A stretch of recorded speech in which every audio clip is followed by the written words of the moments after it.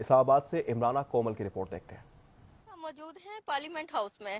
کوئٹہ سے پشاور جانے والی جعفر ایکسپریس پر نہ صرف دہشت گردوں کی جانب سے فائرنگ کی گئی بلکہ مسافروں کو یرغمال اور اغوا بھی کر لیا گیا۔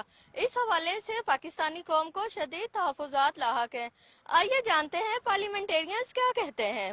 یہ ہمارے دشمن نہیں چاہتے کہ پاکستان ترقی کرے۔ کل انہوں نے ہماری قیمتی جانیں شہریوں کی بچائی ہے۔ صوبائی حکومت وفاق سب مل کے نیشنل ایکشن پلان دوبارہ میرے خیال میں ریویو ہونا چاہیے۔ پروردگار نے پاکستان کی آرم فورسز کو اتنی طاقت دی ہے کہ وہ بڑے طریقے کے ساتھ یرغمالیوں کو واپس لے کر آ رہے ہیں۔ پہلے سے ہی دہشت گردی تھی، روزانہ کے بنیاد پہ یہ ہو رہے ہیں اور بڑے بڑے واقعات ہو رہے ہیں۔ منسٹر ہے ریلوے کو، انہوں نے بتایا کہ کافی ساری لیڈیز کو اور ان کو ہم نے بازیاب کرا لیا، اور باقی جو ہے وہ جو فورسز ہماری کر رہی ہیں تو انشاءاللہ جلد ان کو بھی جو ہے وہ کر لیں گے۔ جعفر ایکسپریس کے جتنے ہمارے مغویوں کو، فیملیوں کو ریلیز کرانے کا جو ہماری آرمڈ فورسز جو ہیں وہ اس وقت آپریشن کر رہی ہیں۔ پارلیمنٹیرینز کا کہنا ہے کہ بات مذمتی بیان سے بہت آگے جا چکی ہے۔